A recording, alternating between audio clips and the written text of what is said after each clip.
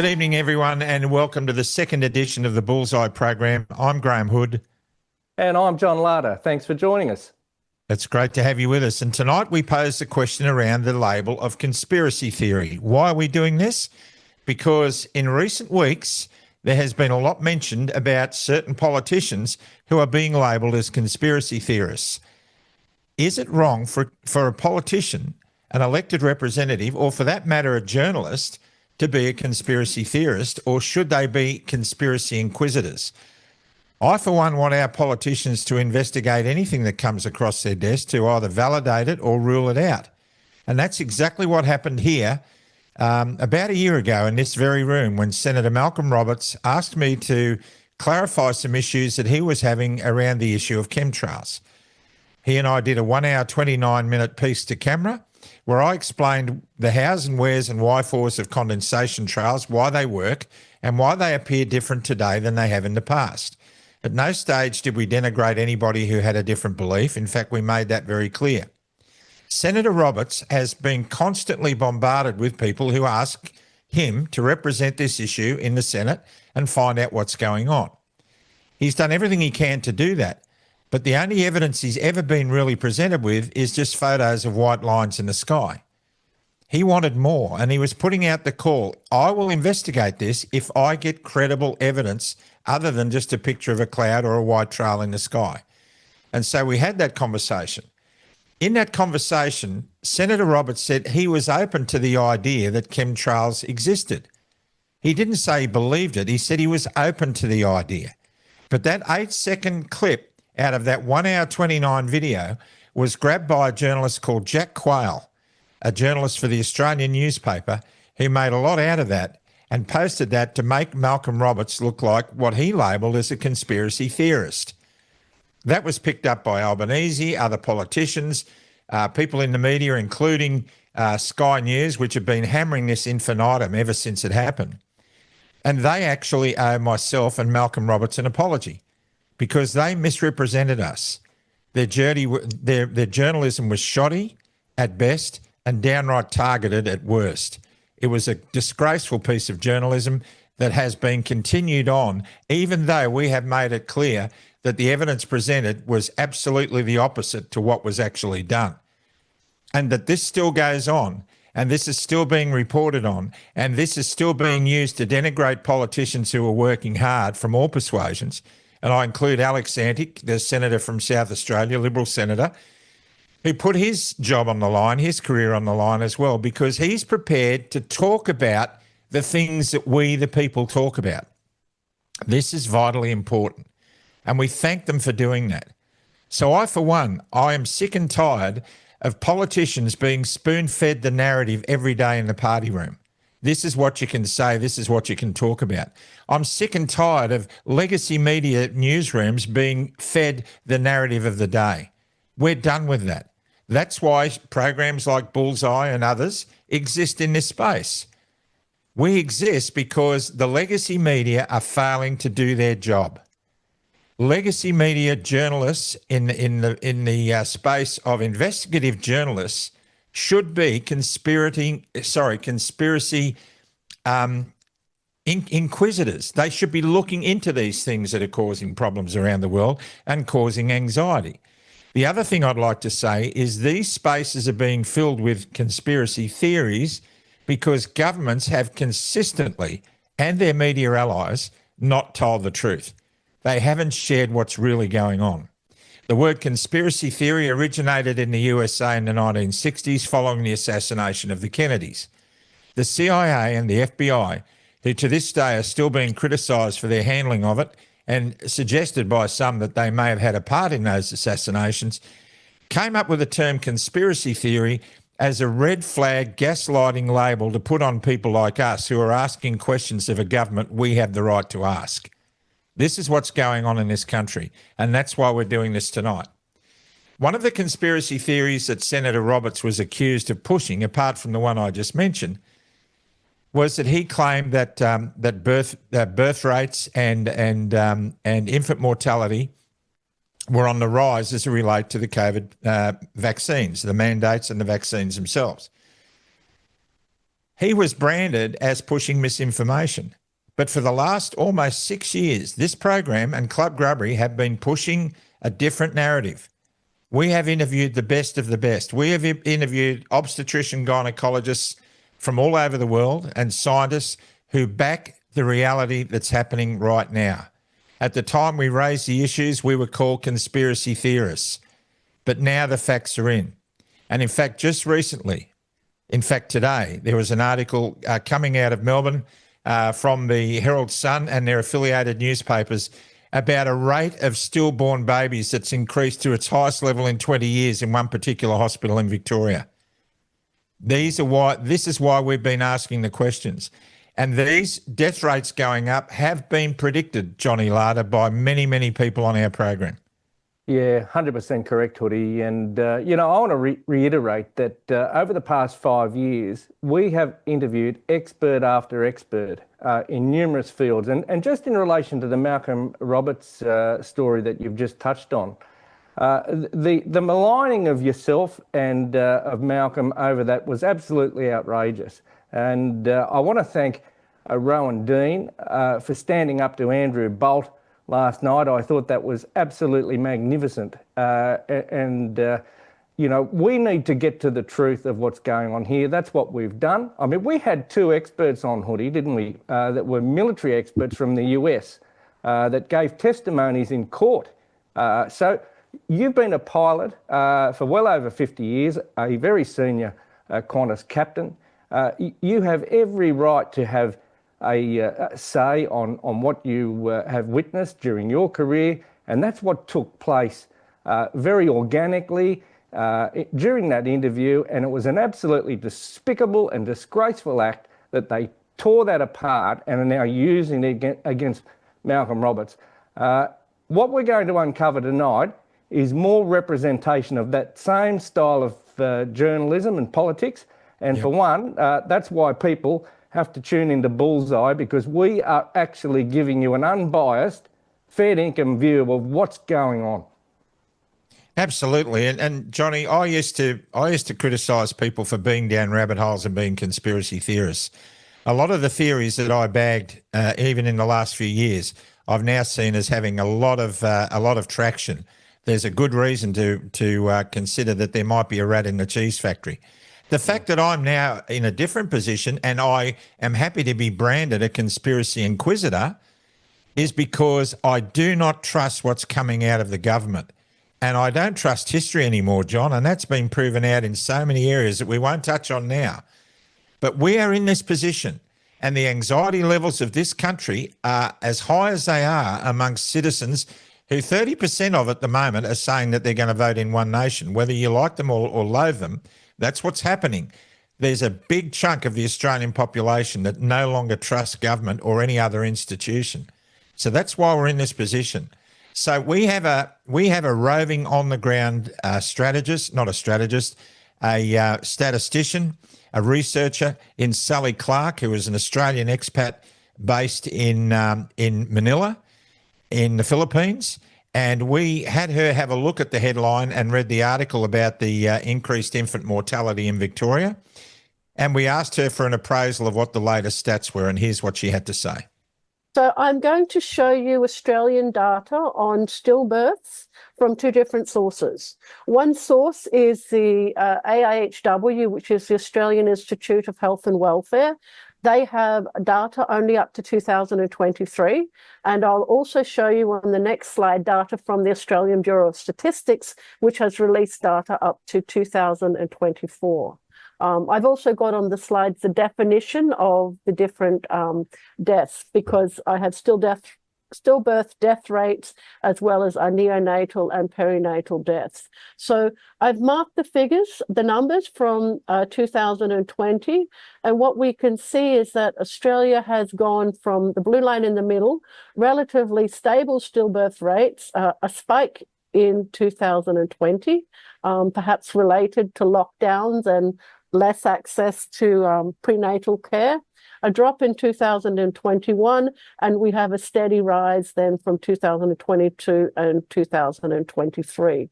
This data from this source also includes pregnancy terminations, but we can see that the stillbirths are very much above all prior levels from this source. If I go to the next slide, this is from the Australian Bureau of Statistics, and this data was released last year in November. We'll have an update for 2025 in November of this year, and it shows here fetal deaths, which is stillbirths greater than 20 weeks or weighing more than 400 grams. And we see that this is only from 2020 to 24, but we see that after a drop in 2021, we have a steady rise up to 2024. So this is a very concerning trend. And the published article this morning that we saw is saying that their rates are higher than they've ever been. So we don't yet have 2025 and 26 data, but this seems to be a worsening trend.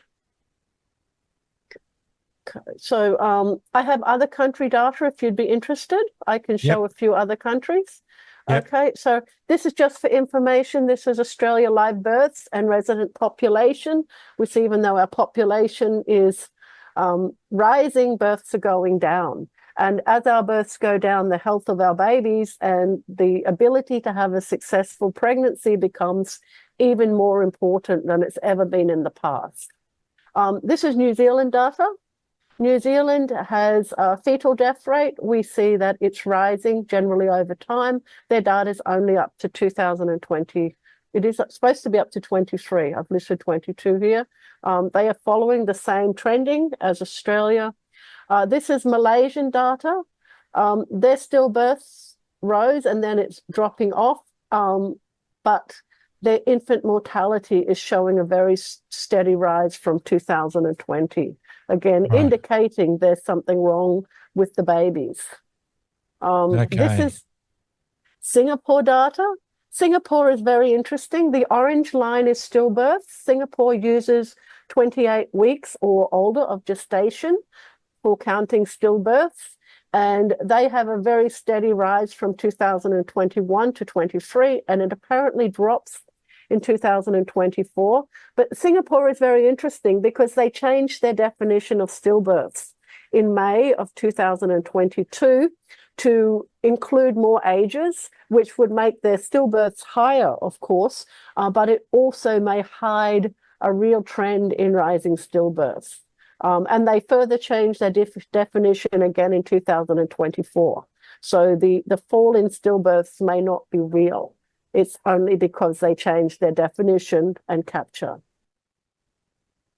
Thanks, Sally. That's such a great explanation. She's an absolute champion. Now, the data, John, that she draws on is statistical data published by governments all around the world. This isn't rabbit hole stuff. This is actual factual data. And we've been presenting this stuff forever. Now, back in 2022, we had the privilege of interviewing an obstetric gynecologist from a prominent hospital in Brisbane. At the time, he was working with several women in his clinic and gathering data, and he was concerned about the rates of failed pregnancies that were occurring in his cohort of patients. Coincidentally, the vast majority of those in the increase in these incidents were vaccinated mothers who had received the mRNA shot. He then went on to raise these issues privately with the board of his hospital, saying, I think we're going to have a problem. The end result was that he did lose his job at that hospital, and he ended up selling pergolas and sheds for a manufacturer out of Brisbane, one of the best gynecologist obstetricians in the country. His name is Dr. Luke McClendon, and we interviewed him back in 2022, and we've got some clips of that interview that we'll start showing now. Johnny, you were very impressed with Dr. Luke. Yeah, look, undoubtedly, Hoodie. And when you look at what we're actually listening to, 5 years ago, he's spot on the money. I mean, nothing we're seeing now is telling us anything different to what he was highlighting at the time. We knew he was credible. I mean, he was one of two people in Australasia that was authorised to do robotic surgery in gynecological patients. I mean, this guy was top of his field. So he's the sort of guy that people should have been listening to at the time. And I've got to say, look, he was very cautious. I don't think that he was alarmist. He spoke very methodically about what should happen, and that'll come through in this interview. Right, let's play the first clip of Dr. Luke McClendon. We're not stupid. But, interestingly, I've just have a note here that The Lancet published in July 21 a nice article called "The Elephant Not in the Room." And that was really looking at the spin on the stories that were coming out. Instead of absolute risk reduction for vaccination, they were talking about relative risk reduction. And so, you could look at a cohort, and we talked about randomized controlled trials, a vaccine arm and a placebo vaccine arm. And you look at these, you might have 15,000 people, and you find you get 90 being infected with COVID-19 in one arm, which is the vaccine arm, or let's say the other way around, 90 in the placebo arm and 10 in the vaccine arm. Then you would say, wow, relative risk reduction of 80 to 90%. And you go, wow, that's amazing. But then when you start looking at the absolute percentages, well, this is less than 1%. The numbers of people we need to vaccinate, say for Pfizer, is something in the order of 119. So you need to vaccinate 119 people to avoid one getting COVID-19. It's like, well, how many people know that? And so that came out in mainstream, the Lancet. So there was spin and things like infection fatality rates. I was 50 at the time. I looked at my figures and thought, I'm doing pretty right. I got a 99.5% chance of making it through this one. Yeah, well, I think what that demonstrates, Hoodie, and the critical fact for me out of all that was the risk benefit. And now, in relation to pregnancies, this especially was at the forefront because the information that was coming forward from these expert panels, including one in Australia, was that pregnant women should be vaccinated. Now, the reason for that was based on risk. Now, when you put that into the context of what Dr. McClendon just said, the risk was exaggerated, and they put plenty of spin on it to enable their fear factory. I think it'd be good to listen to the second part of that. Yeah, let's play the second clip. Yeah. I think the challenge was there were no pregnant women in the trials. Okay, so we'll talk Pfizer particularly. I guess it's the most well-known. But in these preliminary vaccines, firstly, they're new vaccines. So they've got new excipients, so contents in the vaccine, as well as a new methodology, mRNA. So changing two things at once automatically makes it really challenging scientifically. The whole concept of doing clinical trials is to narrow it down and have one thing only changed so that we can then say whether it's a win or a loss. Let's pull back from that. So initially, yes, you do animal models. You might look at pregnant mice, Wistar rats they use, for example. But the cautionary or the precautionary principle said, well, no, look, the high-risk population is actually this cohort, the vulnerable. Now, interestingly, the trials didn't look at the vulnerable population, but we'll park that. They just looked generally fit, healthy people, middle-aged, maybe a little bit higher. But they didn't include pregnant women. Now, we do know that some of those women after the vaccination or participating in the trial did get pregnant, okay? And some of those had outcomes that were able to be reported. But on the whole, the vaccine was not investigated in such a way that would allow us, hand on heart, to say, yep, this is fine, we can vaccinate pregnant women or women of reproductive age even, interestingly. Well, there you have it. I mean, we were hearing these signals, Johnny, back in early 2022.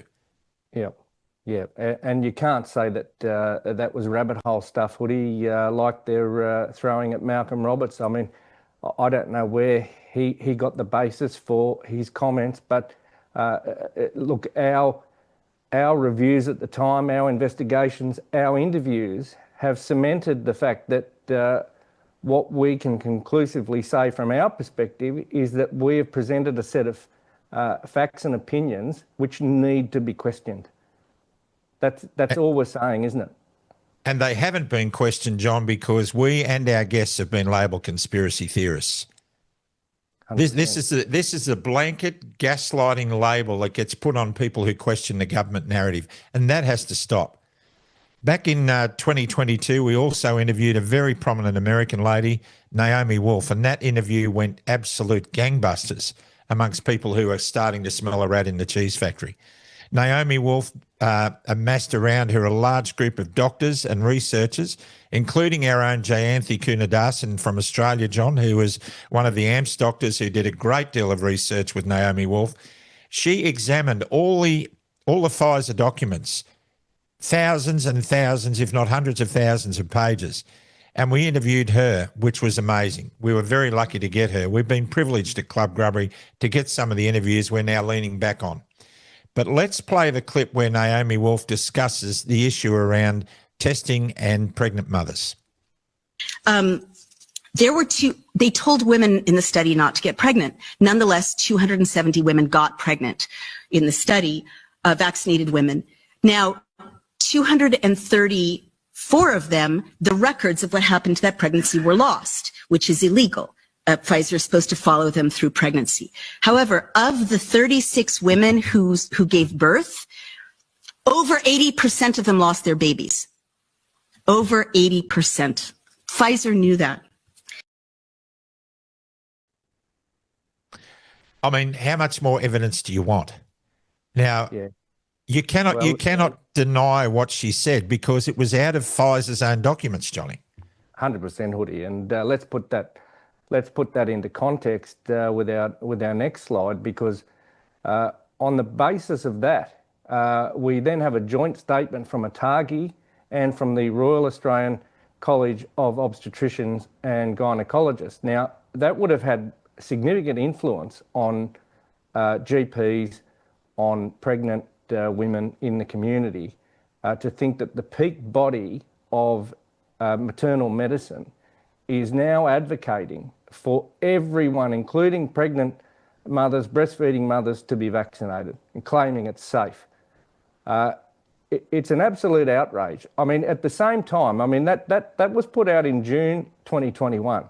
Let's remind ourselves that Pfizer was scarcely available at that time. There was a real panic over governments not having enough of it, and it was being held back for emergency services, for border force, for those frontline individuals. And so here we are. They only commenced the rollout in February of 2021, yet the peak body of obstetricians in Australia is endorsing this product in June, knowing the background undoubtedly to all that Pfizer stuff that they tried to hide. Now, the British government were very intelligent. They, in fact, advised not to get the vaccine if you're pregnant. It was buried in a whole heap of documents, but they did not advocate for pregnant mothers or breastfeeding mothers or anyone intending to get pregnant to be vaccinated. And I think that's pretty telling at the end of the day. We've got the New South Wales Health and Ambulance putting out a clinical safety notice in August of 2021, warning paramedics to look out for myocarditis and pericarditis. Yeah. We've got that horrible data from New South Wales Health at the end of December, alerting everyone to the fact that this was not a pandemic of the unvaccinated. There was 810 people in hospital, 60 of them in the ICU that were 4+ doses.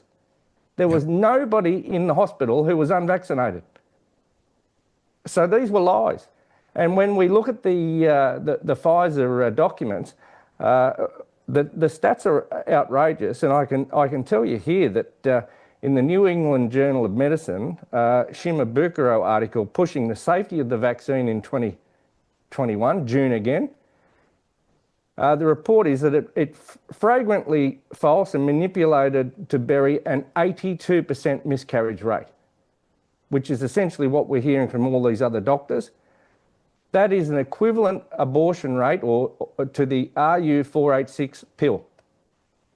Now let that sink in.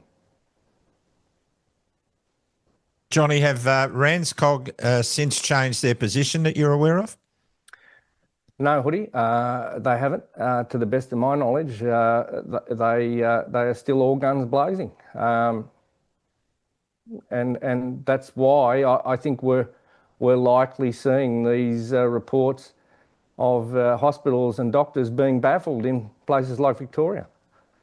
Well, we've seen that also.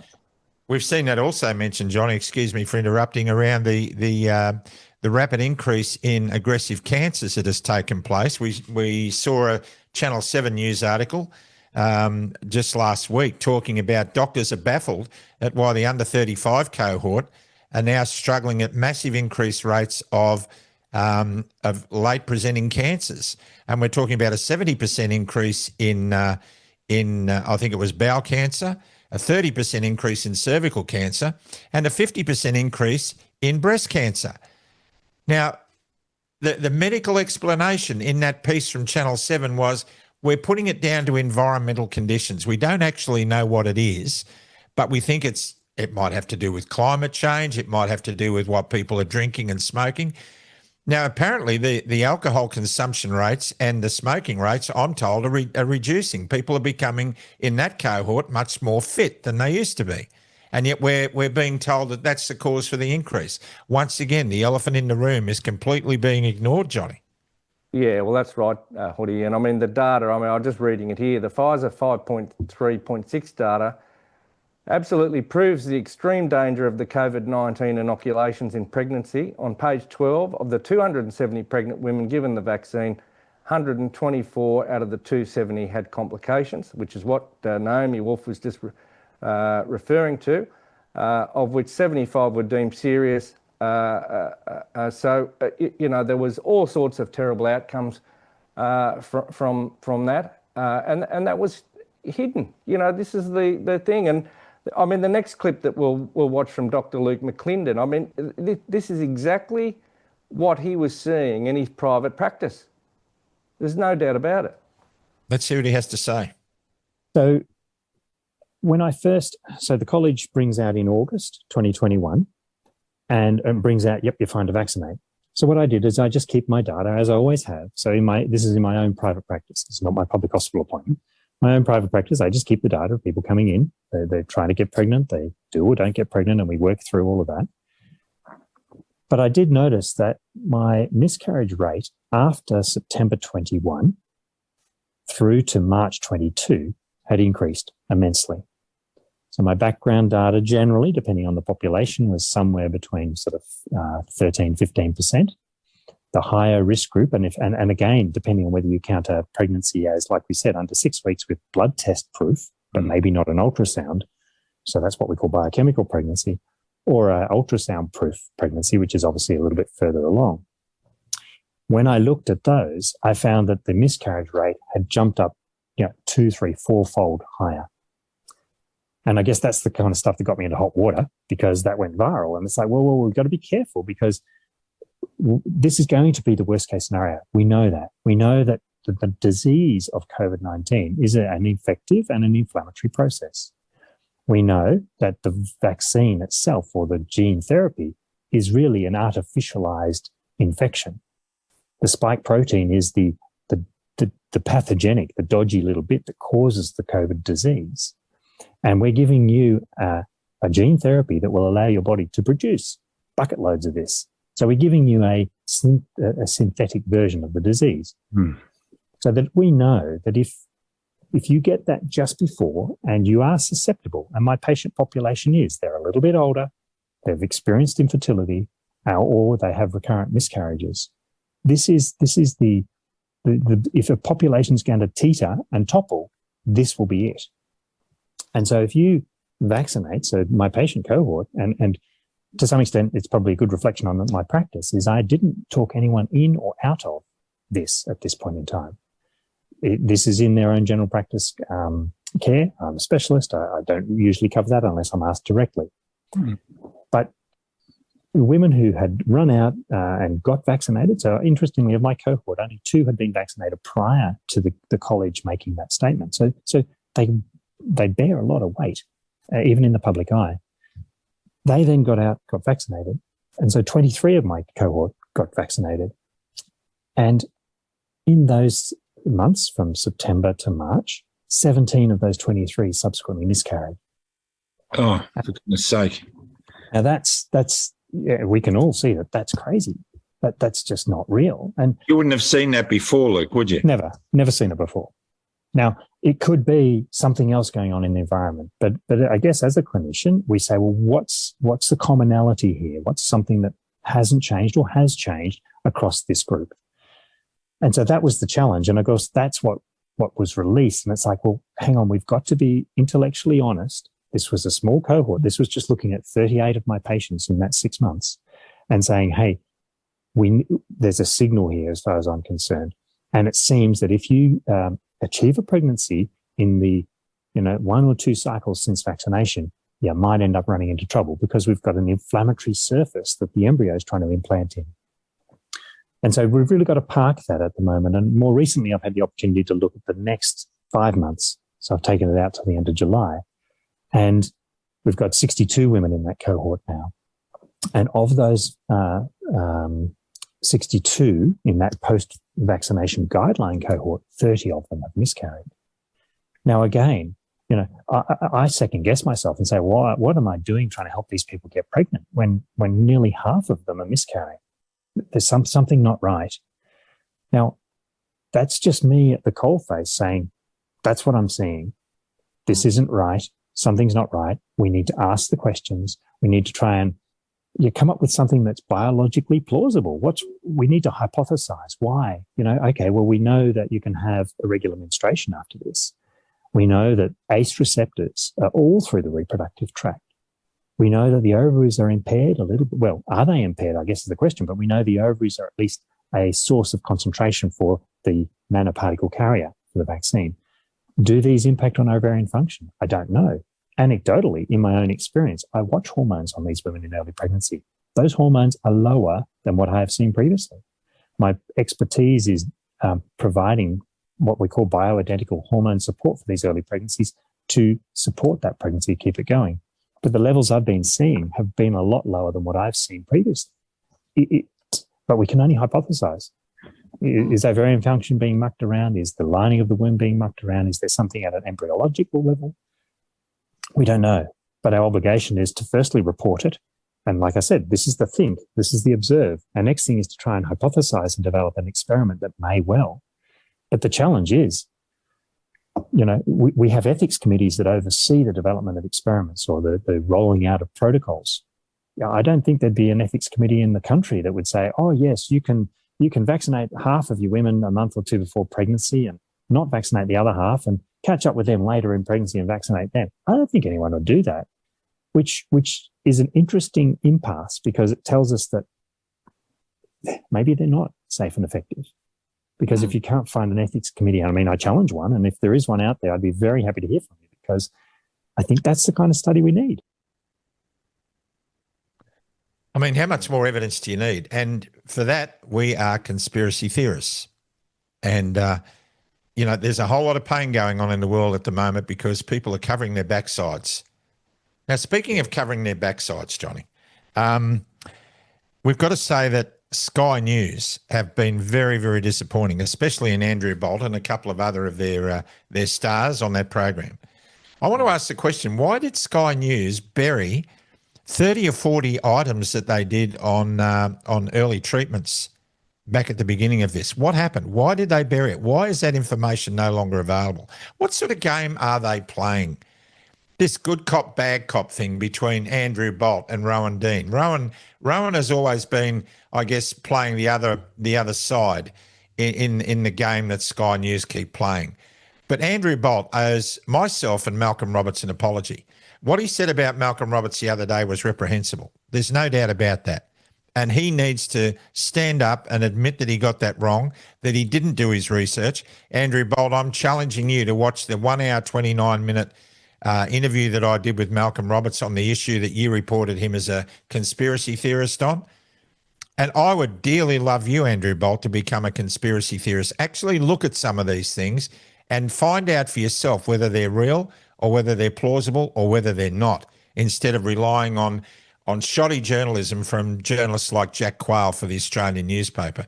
A man, Jack Quayle, who is also responsible for reporting on the bird flu, the current bird flu. Interesting name.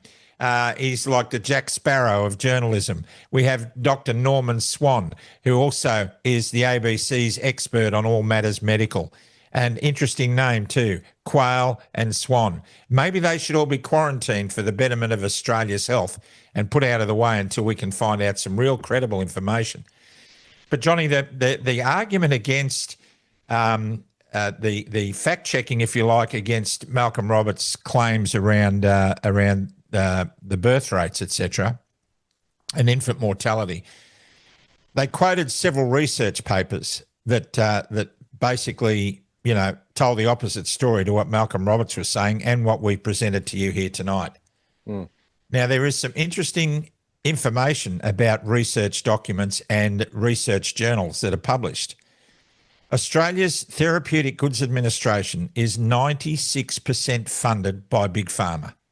Not you, the taxpayer, not a group of subscriptions from medical professionals who are unencumbered and unbiased, but paid for by the big pharmaceutical companies. A lot of the medical journals, in fact, most of them, are compromised because of the funding arrangements they have with Big Pharma. Now, there's a guy called Richard Smith who up until 2004 was the editor of the British Medical Journal, a very prestigious medical journal. And he came out and said that the journals can't be trusted anymore. The journals can't be trusted because they are fully compromised. You cannot trust the research. Just prior to him making that statement, the editor of The Lancet, which is another incredibly credible, held up as a credible medical journal, came out and said that half the evidence presented in the peer-reviewed research is untrustworthy, half of it. And he said that science has taken a turn for the dark. Now, these are editors of these journals. When are we going to wake up, Johnny? Let's have a look at a piece about the BMJ, the British Medical Journal, in a Substack. And there it is. There's the article. That's the research. That explains everything we're talking about. Yeah, well, it's cash for comments, Hoody, isn't it? Ultimately, you spoke earlier about Sky News and their wavering off topic, not wanting to take on the big issues. Well, that happened with Alan Jones as well. I recall during the height of the pandemic that Alan had lined up an interview. I think it was with Dr. Peter McCullough, and Sky pulled the plug. Now, you've got to ask yourself, why is this happening? They portray themselves as being, this conservative lot that have got everyone's interests and common sense at heart, but have they? And it's the same with these medical journals. They're all captured.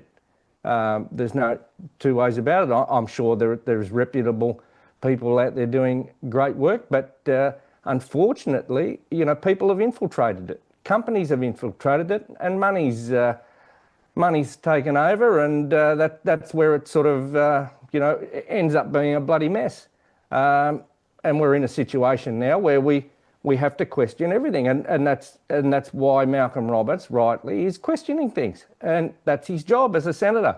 Start questioning things. I wish more senators would do it.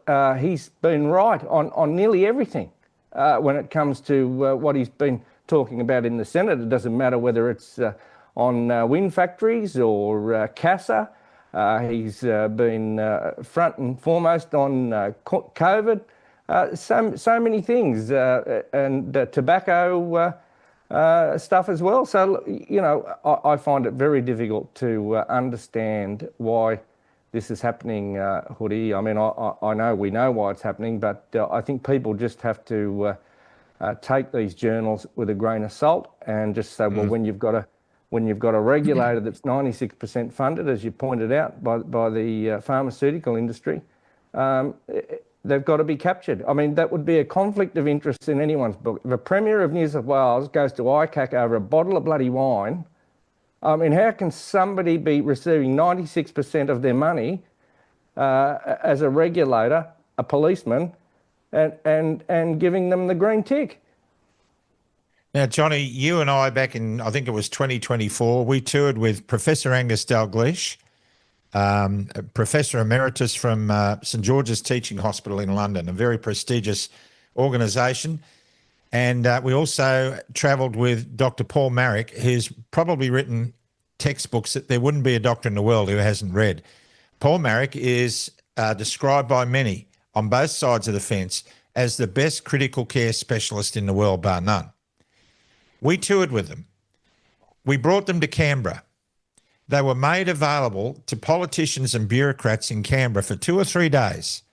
They were going to be sitting in the office, I think it might have been of Russell Broadbent, forgive me if I got that wrong, and an invitation was sent out to every politician in Canberra to come along and do some risk-benefit analysis, to get the other side of the story, to either disprove what these men were saying or think there might be something to it. Johnny, the only ones that turned up were those who were branded conspiracy theorists. Jared Rennick. There was 2 or 3 there. I think there was one from Labor, but the majority, or the overwhelming majority, didn't turn up. They didn't even send their staff down. So that was the contempt they had for it. So just ridiculous. And you're right in what you say. I mean, I'm pretty sure Paul Marrick. There's questions that come from his textbooks that the anaesthetics college in Victoria use as part of their exams. So, I mean, it's hard to say that these people are not reputable. We would like our paramedics, our aviators, our firefighters, our doctors, our frontline people, our pilots, to do proper risk-benefit analysis. Our politicians and our journalists most definitely need to do proper risk-benefit analysis for the people of this country. And they're not doing it. They're given opportunities. We have extended written opportunities to several of the leaders in Canberra, Anthony Albanese, Angus Taylor, former Prime Minister Tony Abbott, Mark Butler. None of them are accepting our invitations to appear, and none of them accepted the invitations to go and listen to what these medical specialists had to say. That says it all.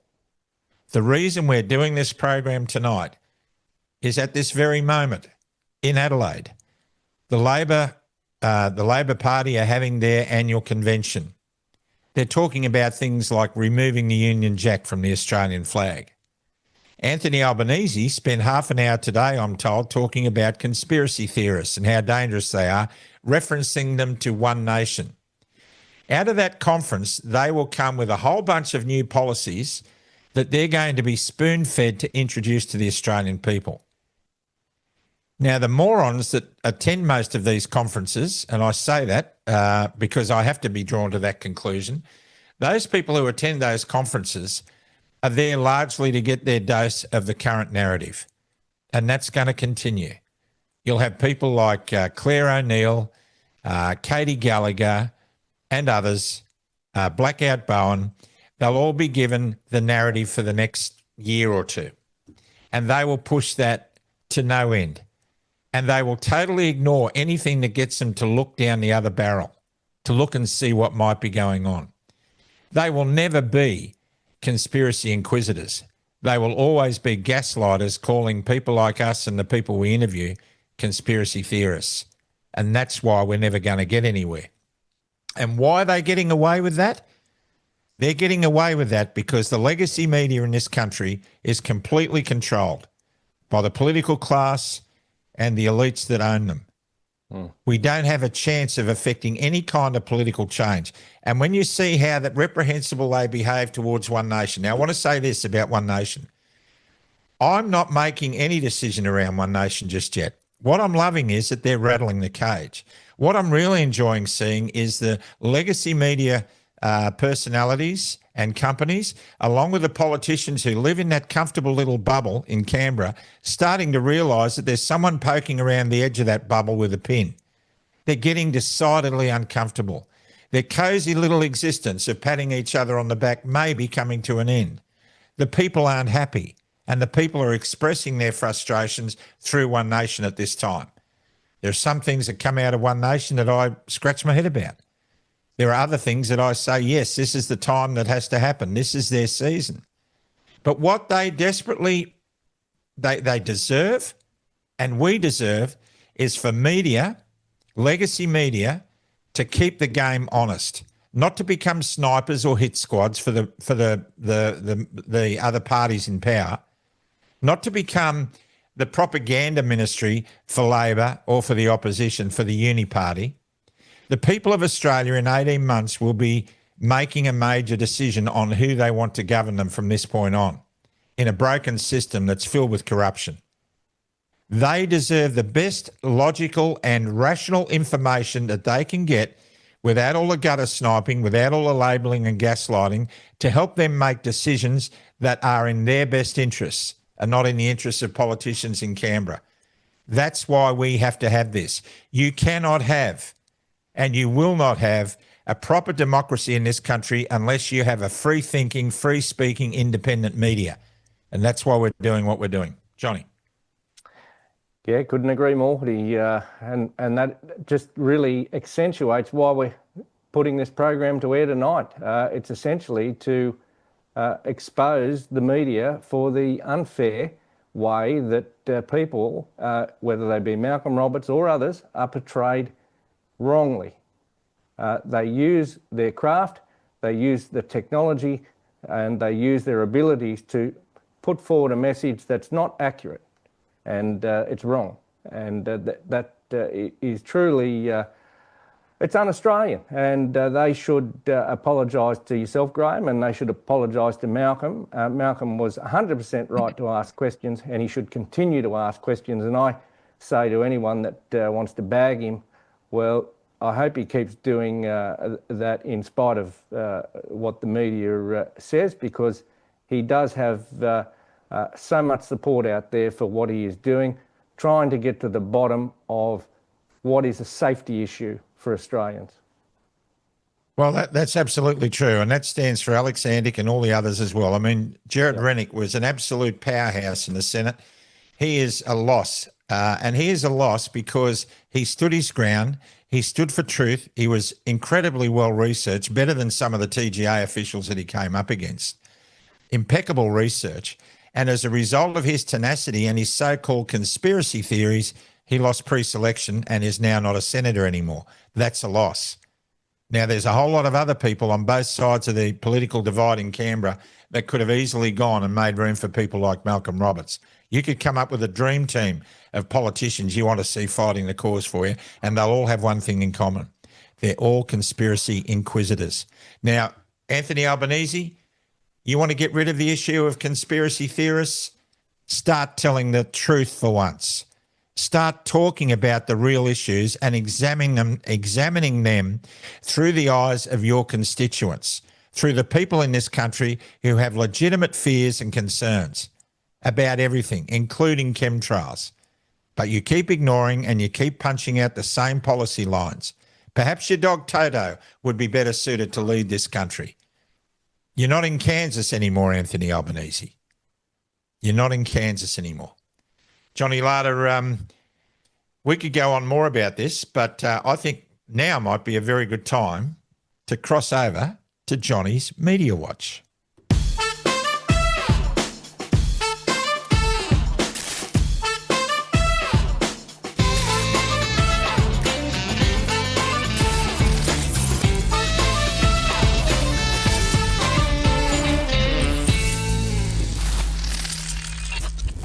Well, g'day everyone, and welcome back. And I'd like to present to you tonight the second edition of Johnny's Media Watch.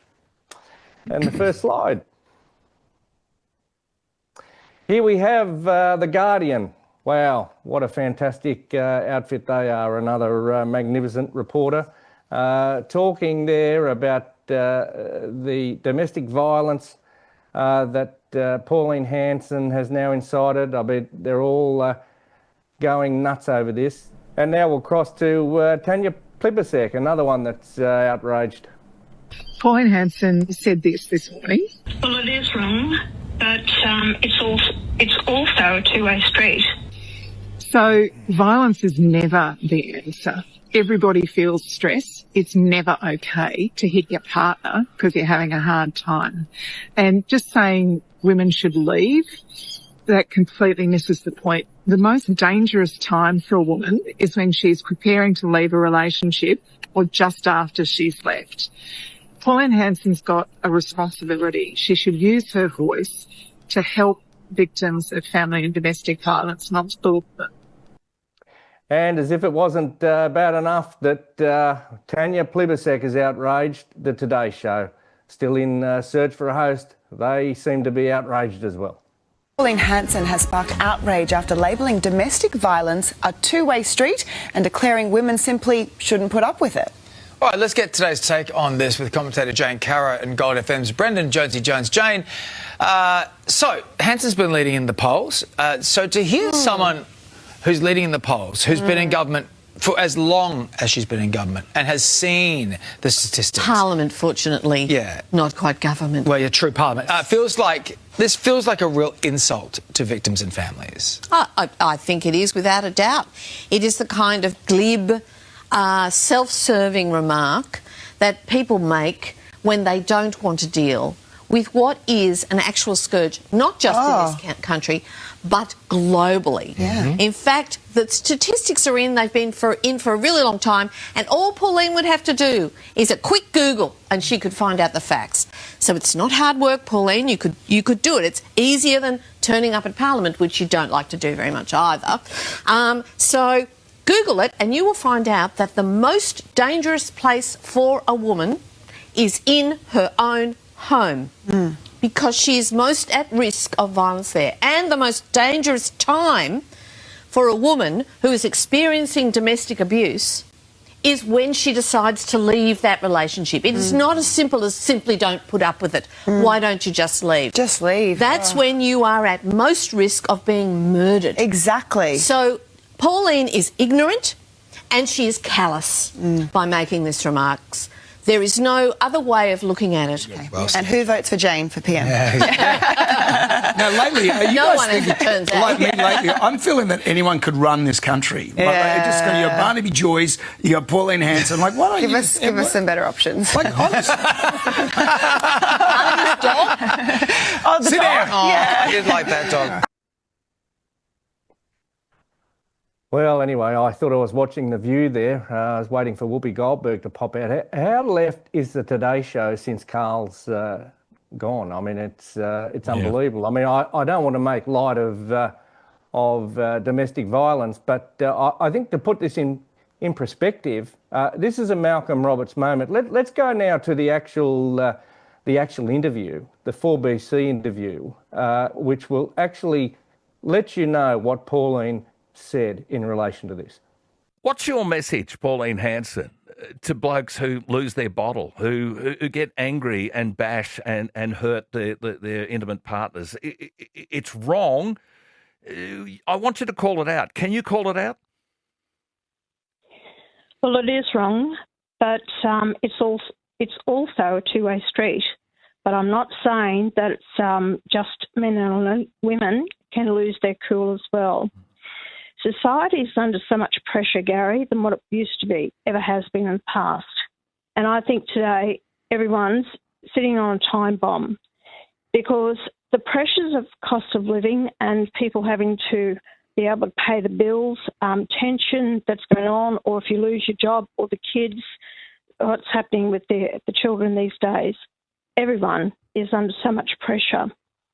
And it's really hard. I don't think we communicate enough with each other. We don't explain our feelings, what's happening at the moment. We bottle it all up. And I think that people need to be able to communicate more, to talk to each other instead of sitting on their phones. If you go to restaurants now, what are they doing? Sitting opposite each other on their telephones. We've lost the communication because technology has taken that away from us to be able to communicate and tell each other how we feel. And it is the pressures of life. Domestic violence is a scourge, but sometimes, look, I'm not going to go into detail, but I've been through it myself in my life. And I just feel that if you're not in a house where you feel safe, you feel you don't want to be there, then you shouldn't put up with it. And if these women are getting abused by men out there, then don't put up with it. That's what I'm saying. Well, it's interesting. The Prime Minister was asked, can we have a royal commission? His response seemed to be, we have a royal commission into lots of things. I mean, you can't dismiss it. You can't dismiss it as a problem. We've got to be better than this. You can't dismiss it, but people don't know where to go or what to put up, how they can deal with it because the pressures in life, and that's what it is.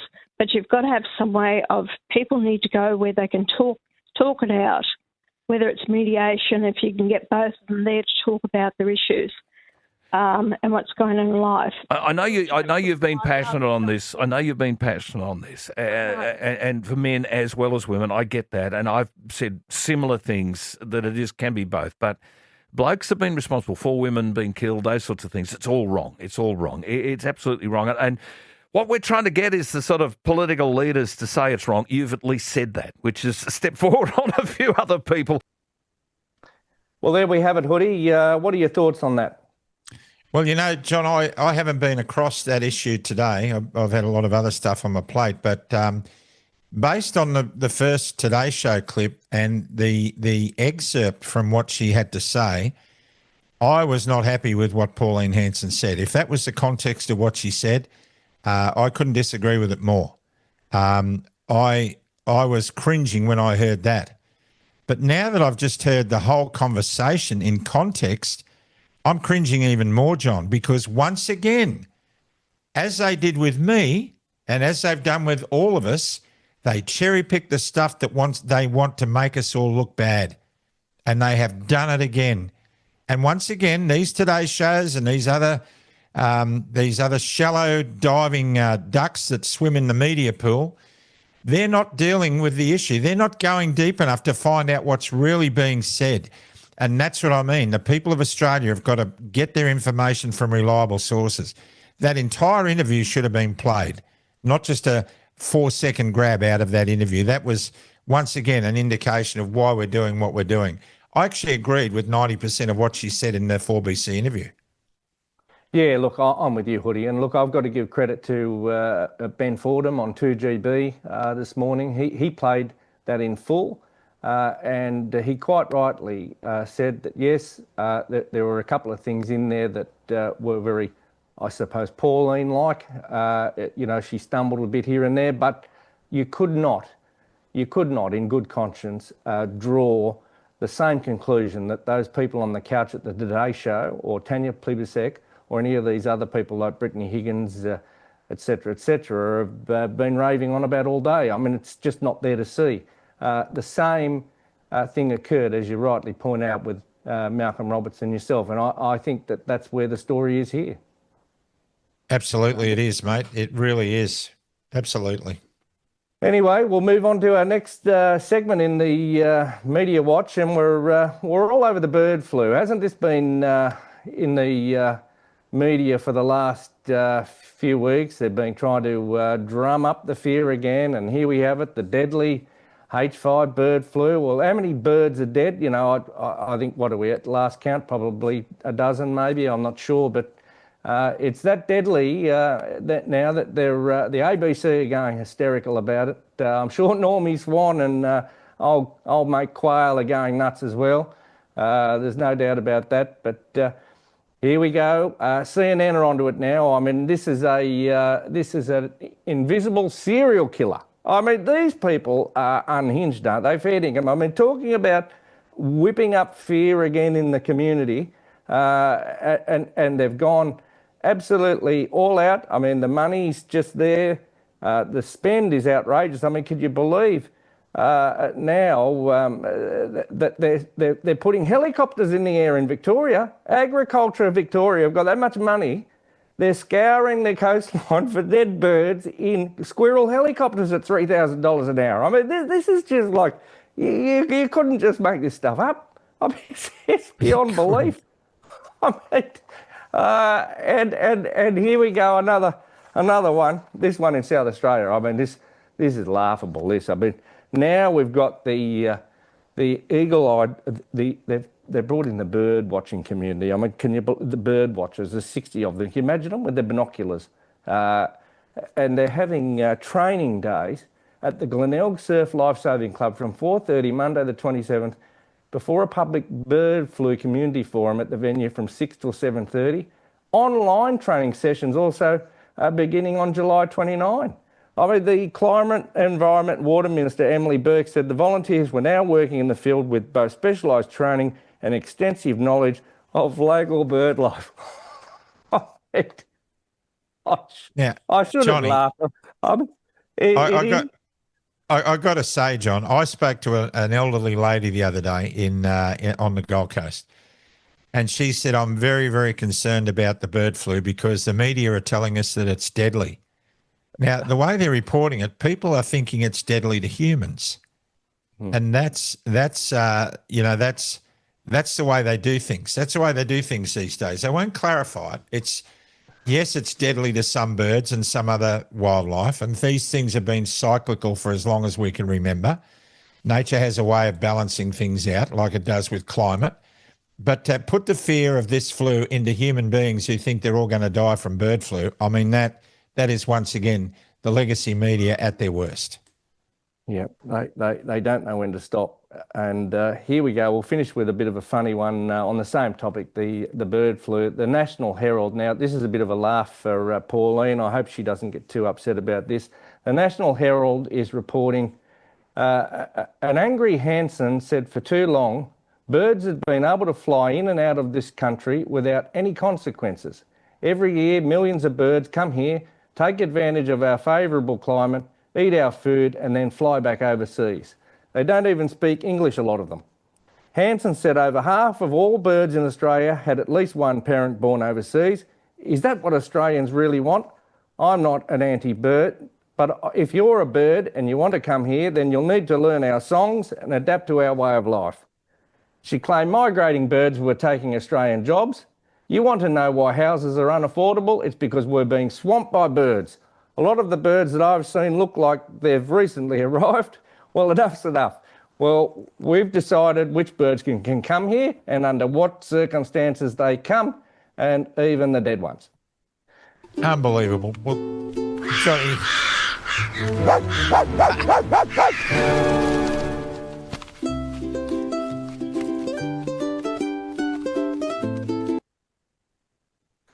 What a way to end Media Watch. I'll tell you, Johnny, I go back to when I was a young single bloke, and I used to love going to the beach to check the birds out, didn't you? Yes. That'll go down. The media will pick up on that, and I'll be a misogynist next. We'll be all over that one. We'll be on Media Watch. Be on Media Watch. Johnny, that was awesome, and another great Media Watch out of the way, and we'll be getting more and more of those. So I guess it's time to wrap up. So we need to sum up, don't we? We need to say that the way the world has been in the last few years, more and more people are waking up to the fact that they need more facts to make rational decisions. Now, you've got a Prime Minister who obviously lies awake at night dreaming about Kylie Minogue, a Prime Minister who says we don't need a Royal Commission into domestic violence. What do Royal Commissions achieve? Well, Albo, Royal Commissions don't achieve anything because there's no politician with a backbone to back up the recommendations. That's if you've selected terms of references that actually suit.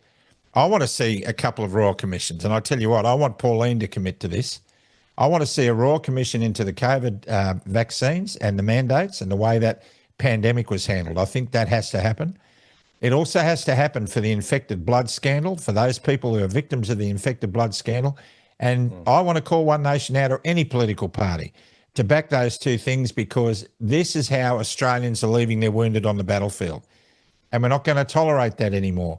If you want to be a successful party and win the hearts of a lot of Australians, you're going to have to start working on remedy and not 50-year apology cycles. Folks, you heard it. This is what we're up against. There's going to be a lot more of this kind of thing coming from Bullseye. We've got some incredible stories coming up. Johnny Larder, you've often been heard to say, you just couldn't make this stuff up. You couldn't make this stuff up. Any final comment before we go, John? No, just a big thank you to Rob McKnight, and wish Mel McCann all the best with her court cases representing all those vaccine injured. Absolutely, we do, and we hope that goes well. More about that in the media today as you watch this. Yes, I too would like to thank Tanya Danak, our Chief of Staff at Bullseye. I want to also thank Suzanne Burns, who's she's our production admin, does a wonderful job. Stuart Robertson, who makes sure that all this stuff gets to all the platforms. We couldn't do it without him. And also a very warm thanks to our producer, Rob McKnight, who's doing an exceptional job. He makes it all look so easy. And I look forward to watching the next episode of McKnight Tonight, where Rob will be interviewing none other than Nick Coatsworth, an interview we've been chasing up for some time. And I'm hoping that Rob will raise a couple of our issues with him in the interview. Time will tell. So on behalf of all of us here at Bullseye and the crew, thanks for watching us. Don't forget, people only drive you crazy if you give them the keys. And we'll see you next time on Bullseye. Bye for now.